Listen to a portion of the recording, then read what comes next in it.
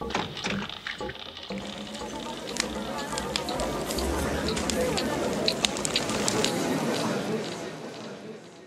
bienvenue dans cette causerie consacrée au domaine de la maladie. Beaucoup de personnes pensent, croient que la maladie est une sorte de fatalité. Elle vous tombe dessus, comme ça, par hasard, j'oserais dire pour rien. D'autres utilisent cette expression il a attrapé une maladie, comme si il pouvait être possible, imaginable, que quelqu'un puisse chercher à attraper une maladie. Mais cette expression constitue déjà un premier indice, une première piste. Alors pour essayer d'éclairer ce sujet si douloureux, bien sûr pour les malades, pour ceux qui sont tombés malades, douloureux pour les proches qui vivent cette situation à distance, mais qui la subissent, nous allons poser un certain nombre de points de repère qui vont nous permettre, qui vont vous permettre de commencer à avoir une idée de ce qui se passe dans les coulisses de la maladie. Au siècle dernier, deux éminents chercheurs, Louis Pasteur et Antoine Béchamp, observaient la matière vivante à travers des microscopes. Pasteur utilisait un microscope doté d'un agrandissement de 400, tandis que Antoine Béchamp, utilisait un microscope plus puissant doté d'un agrandissement de 700. Et leurs travaux les amenèrent à des conclusions différentes. Pour Louis Pasteur, les particules qu'il voyait étaient des microbes à l'origine des maladies, d'après lui, et pour les particules plus petites qu'il voyait, il les considéra comme de la simple poussière et ne s'attarda pas sur elles. Alors que pour Antoine Béchamp, qui disposait d'un microscope plus puissant, il s'attarda à cette poussière entre guillemets, et constata que cette poussière avait des capacités tout à fait étonnantes. Ces petites particules, ces petits micro-organismes, du reste il les appela les microzymas, étaient, d'après ce qu'il observait, dotés de facultés étonnantes. Ces petits microzymas pouvaient construire ou déconstruire des cellules suivant les besoins de la cause. Voilà donc ce à quoi peut ressembler un microzyma. Vous le voyez à l'écran. Alors, peut-être que vous entendez parler pour la première fois des microzymas, et pourtant, vous les connaissez. Vous avez déjà eu affaire à eux. En effet, dans le processus de cicatrisation, ils se forment autour de la blessure des boursouflures. Or, ces boursouflures sont précisément remplies de microzymas qui viennent évacuer les cellules blessées et construire, créer de nouvelles cellules de remplacement.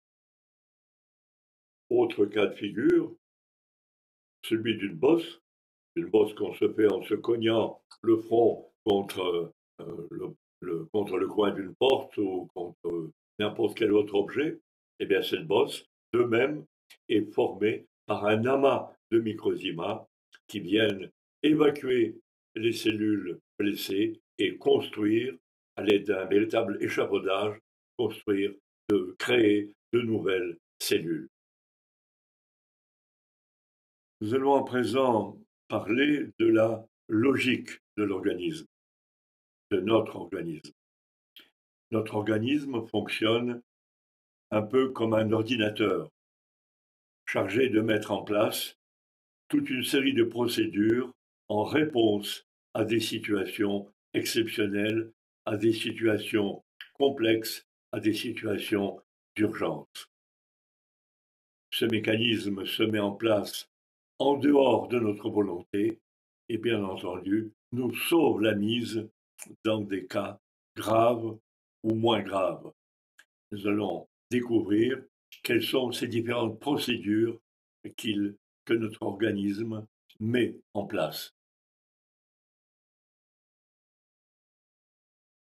Alors, nous venons de le voir, notre existence repose sur une double dynamique. D'un côté, il y a des cellules qui se créent et de l'autre côté, il y a des cellules existantes qui se décréent. Suivant les différentes situations que l'on est amené à vivre, plusieurs cas peuvent se présenter. Dans le premier cas, il y a autant de cellules nouvelles qui se créent que de cellules existantes qui se décréent. Là, c'est une évolution normale, une évolution qui contribue du reste à changer notre aspect, à amener un certain mûrissement, voire un vieillissement. Effectivement, si on voit la photo de quelqu'un d'il y a 10 ans et qu'on le rencontre dans le temps présent, on s'aperçoit que son physique a changé.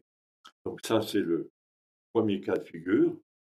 Dans le deuxième cas de figure, on se trouve dans une situation d'urgence, dans une situation de conflit aigu, et là, l'organisme met en place un accroissement de cellules qui est en rapport avec un organe lié sur le plan symbolique à la difficulté ou à la problématique vécue. Par exemple, s'il s'agit d'une situation complètement indigeste, eh bien l'organisme va accroître le nombre de cellules de l'estomac afin d'augmenter ses performances digestives.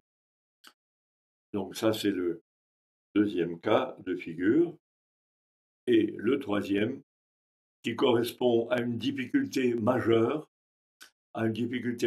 qui amène une déconstruction progressive des cellules sans la compensation de création de nouvelles cellules. On est dans une situation de suicide cellulaire, ce qui correspond à ce que l'on appelle des maladies graves qui souvent, vous l'avez peut-être hélas remarqué, se traduisent par un amaigrissement important. C'est ce troisième cas de figure. Troisième cas de figure qui peut être inversé de manière exceptionnelle, mais qui peut être inversé, soit par une rencontre, soit par une prise de conscience, soit par l'aide de quelqu'un. Voilà, tout est toujours possible tant qu'il y a de la vie. Tant qu'il y a de la vie, comme on dit, il y a de l'espoir. Le professeur Louis-Claude Vincent est l'inventeur de la bioélectronique. Nous en avons parlé la première fois lors de notre causerie dédiée à l'eau. Mais aujourd'hui, dans le cadre de cette autre causerie consacrée aux coulisses de la maladie, ce graphique que nous avions présenté à l'époque prend une toute autre importance. Deux paramètres sont en jeu, le paramètre pH et le paramètre RH2. Le premier mesure la quantité d'hydrogène, le second mesure la quantité de HO. L'eau, vous vous en souvenez, étant constituée de H2O, donc deux molécules d'hydrogène pour une seule d'oxygène. Ce qu'il faut bien comprendre ici, c'est que tout écart de la norme santé, c'est-à-dire un pH de 7 et un RH2 de 21, donc tout ce qui s'écarte de ces normes provoque des réactions cellulaires sur lesquelles le monde médical colle des étiquettes de maladie. Mais l'important est de prendre conscience qu'en cas de maladie, lorsque l'on rétablit les paramètres bioélectroniques, les réactions cellulaires anormales cessent. Donc, les réactions cellulaires anormales, dites maladies, ont pour cause le dérèglement des paramètres bioélectroniques. Donc, d'où du reste, en rappel, toute l'importance de la qualité de l'eau que nous buvons. Autre facteur important, les quantités d'énergie. À gauche, cette personne consomme autant d'énergie qu'il en reçoit. À droite, il en consomme plus qu'il en reçoit et donc il se met en danger. Comme en témoigne cette marque de radiesthésie des niveaux énergétiques, vous voyez en haut, sur la partie des énergies basses, apparaissent à certains niveaux d'énergie les maladies les plus connues. Autre paramètre, les chakras. On peut dire que les chakras sont comme des transformateurs d'énergie cosmique en énergie biologique. On a la barre de radiesthésie qui permet de mesurer comment fonctionnent les chakras d'un individu. Est-ce qu'ils sont dans la norme ou bien au contraire, est-ce qu'ils sont freinés ou au contraire, est-ce qu'ils sont accélérés? Du reste, ces freins et ces accélérations correspondent à des positions de vie, à des formes de protection, à des formes de maintien dans l'existence pour pouvoir survivre ou vivre. Alors nous allons parler maintenant des facteurs déclencheurs de maladies. On se souvient qu'une maladie se développe sur un terrain biologique affaibli, affaibli en niveau d'énergie, affaibli par un décalage des paramètres bioélectroniques. Là, vous me poserez peut-être la question, mais qu'est-ce qui fait qu'un paramètre bioélectronique puisse se décaler? Alors, les paramètres bioélectroniques peuvent se décaler suite à la prise de substances chimiques indésirables, suite à des pollutions électromagnétiques prolongées, suite également à des problématiques psychologiques, également durables. Également, ces paramètres peuvent être décalés par des cosmétiques ou d'autres produits que l'on inhale dans une maison moderne. Voilà, les peintures, les solvants, voilà, un certain nombre de facteurs qui, lorsqu'ils sont conjugués, peuvent amener à un décalage des paramètres bioélectroniques. Alors nous allons parler maintenant d'une notion très importante en matière de maladie, la notion du terrain biologique.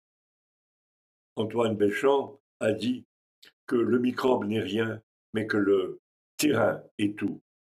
On dit que Pasteur, à la fin de sa vie, aurait repris à son compte cette phrase. Mais ceci est une autre histoire. Alors nous allons effectivement parler des facteurs déclencheurs de maladie. Et pour cela, nous allons nous référer aux travaux du professeur Henri Laborie. Henri Laborie réalisa une expérience avec des rats. Il disposa de deux cages, une cage A et une cage B, avec un passage entre la cage A et la cage B. Dans la cage A, il plaça un rat et il envoya une décharge électrique. Le rat, pour se protéger, passa de la cage A à la cage B. L'expérience dura comme ça quelque temps, puis il ferma la porte entre la cage A et la cage B. Et le rat, ne pouvant plus rien faire et continuant à recevoir les décharges, finit par mourir au bout de 2 semaines. Alors, il plaça dans la cage deux rats. Les rats continuaient à recevoir des décharges, donc passaient dans la cage B, puis le passage entre les deux cages fut fermé comme dans le cas précédent, et les rats se mirent à se bagarrer et survécurent. Et la leçon de cette expérience est extrêmement importante. Dans une situation difficile, si la personne croit qu'elle est inextricable, elle risque de retourner son agressivité naturelle contre elle-même et tomber gravement malade.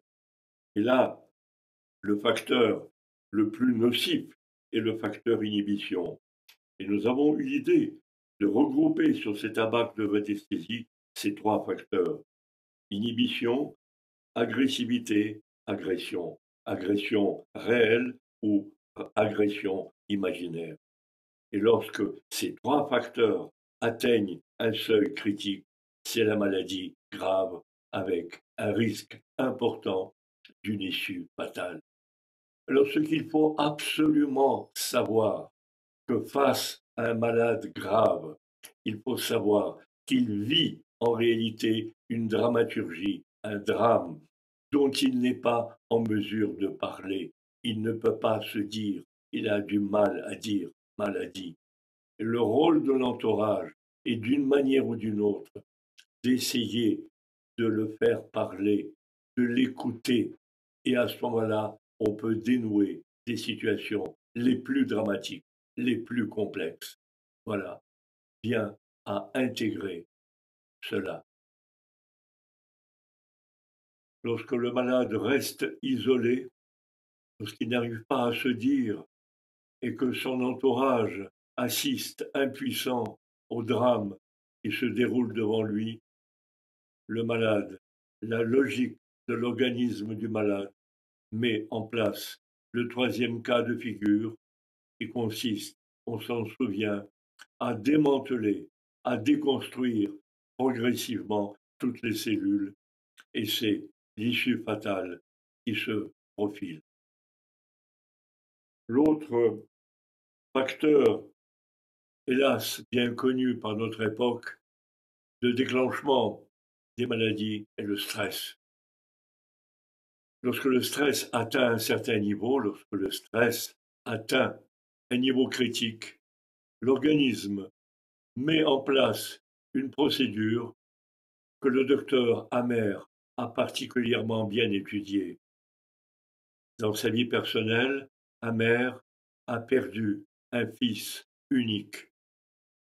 Quelque temps après, son organisme développe un cancer des testicules. L'organe en question est lié à la descendance, plus de descendance, donc un stress important, et son organisme donc développe une procédure de sauvegarde, qui augmente artificiellement le nombre de cellules liées à cet organe. Et face à ce drame, dont la presse avait parlé à l'époque, Amer, en tant que médecin, se met à étudier le phénomène, à essayer de le comprendre. Et il découvre que ce qui déclenche ces processus d'accroissement excessif de cellules se situe au niveau du cerveau. Il y a dans le cerveau des points qui déclenchent, un peu comme des disjoncteurs dans une installation électrique. Et ces points, il les a appelés foyers de Hammer. Donc ces points déclenchent toute une procédure dont l'issue se termine, dont l'issue est la guérison totale. Une guérison qui s'accompagne tout au long du processus par un traitement à base de vitamine C à haute dose et d'huile de bourrache pour le cerveau, puisque c'est dans le cerveau que se situe le déclenchement. Voilà donc ce que l'on peut dire sur ce processus particulièrement bien éclairé par ce qui vient d'être dit. Dans l'image qui suit, vous avez le rapport entre les différents drames, entre les différentes problématiques et les organes concernés. Je vous laisse regarder cette image quelque temps afin de vous en imprégner.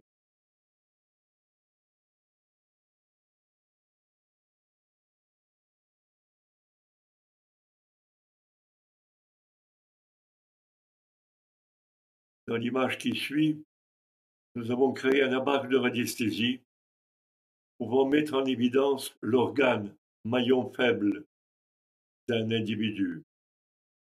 Un organe maillon faible est quelque chose qui est très utile en situation de conflit ou de situation dramatique.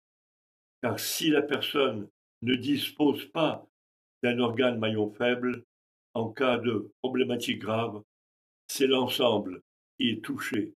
En d'autres termes, c'est le risque d'une issue fatale.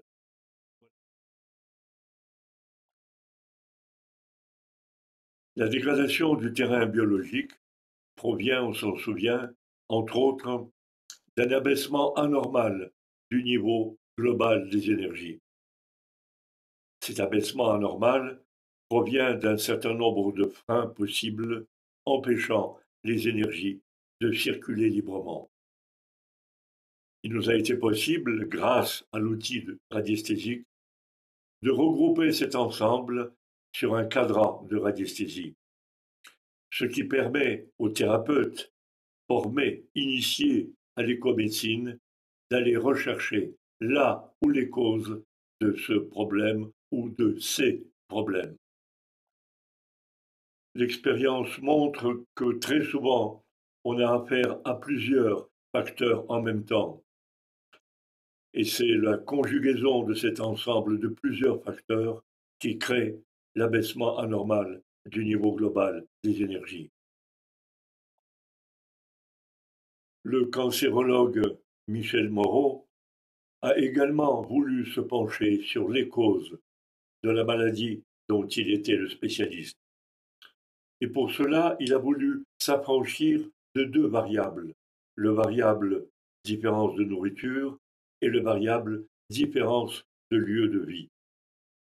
Et pour cela, il eut l'idée de se pencher sur l'étude des communautés religieuses. Les communautés religieuses vivaient au même endroit et se nourrissaient de la même manière. Et au bout de quelques années, il se rendit compte que le taux de cancer le plus important se trouvait dans les communautés où la règle était la plus stricte. Et ceci n'est pas sans nous rappeler ce que nous disions dans notre causerie relative à la perception visuelle, ce que nous disions concernant les filtres perceptifs du docteur Céline. On se souvient que lorsque ce nombre de filtres atteignait un nombre important, de mémoire d'homme dans les 500, eh bien l'âme tirait sa référence et partait. Et Michel Moreau, en conclusion de son étude, a eu cette phrase absolument capitale. Si un cancéreux, disait-il, pouvait devenir fou, il guérirait instantanément. Par folie, bien entendu, il entendait la délivrance de toutes les limitations, l'affranchissement de toutes les limitations possibles et inimaginables. Et ceci est très important à intégrer, à comprendre. Une personne qui est enfermée dans des schémas trop rigides empêche la vie de circuler en lui. Tout au long de cette causerie, nous avons cherché à établir une passerelle entre la maladie et le malade, une passerelle entre le malade et la maladie, sa maladie. Cette passerelle nous a paru d'autant plus essentielle que dans la conscience collective s'est enracinée l'idée d'une maladie complètement indépendante du malade, d'une maladie qui se déroulait suivant un protocole donné et dont le malade était quasiment exclu. Alors, cette passerelle, vous aurez peut-être envie de l'ignorer, vous aurez peut-être envie de vous y engager. Cette liberté vous appartient. En ce qui nous concerne, il nous a paru important d'apporter, d'amener un regard différent sur ce qu'est la maladie et surtout sur ce qu'elle n'est pas.